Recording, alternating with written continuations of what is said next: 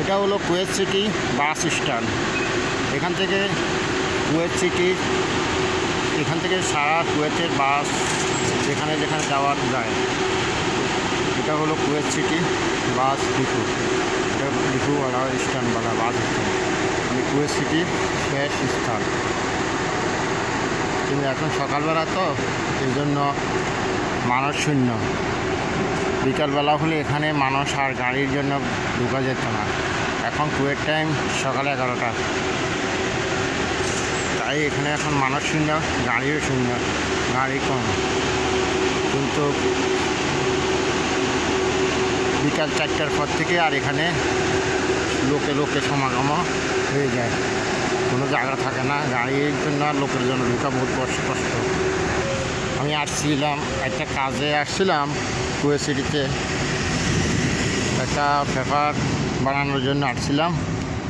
পেপারটা বানাই ইনশাল্লাহ কিছুক্ষণ পরে চলে যাব। লেনগুলো দেখুন, রাস্তাগুলো খুবই ক্লিন, খুবই পরিষ্কার, গাড়ি শূন্য, গাড়ি সীমিত গাড়ি চলাচল করতেছে, সীমিত গাড়ি আসতেছে। কারণ সকালবেলা তো এই জন্য এখন রাস্তাগুলো ফাঁকা, সীমিতভাবে গাড়ি চলাচল, সীমিতভাবে গাড়ি যাতায়াত করতেছে। বিকালবেলা হলে এখানে এখানে তো মানুষের ঢোকা বহুত বড় কষ্ট। এখানে একটা সুন্দর এলান লাগানো আছে, সাইনবোর্ড, বাস স্টপেজ। আমি রোড ক্রস করব এখন। রোড ক্রস করি পাশের সব ওই সাইডে যাব, তাই রোড ক্রসের জন্য অপেক্ষা করতেছি।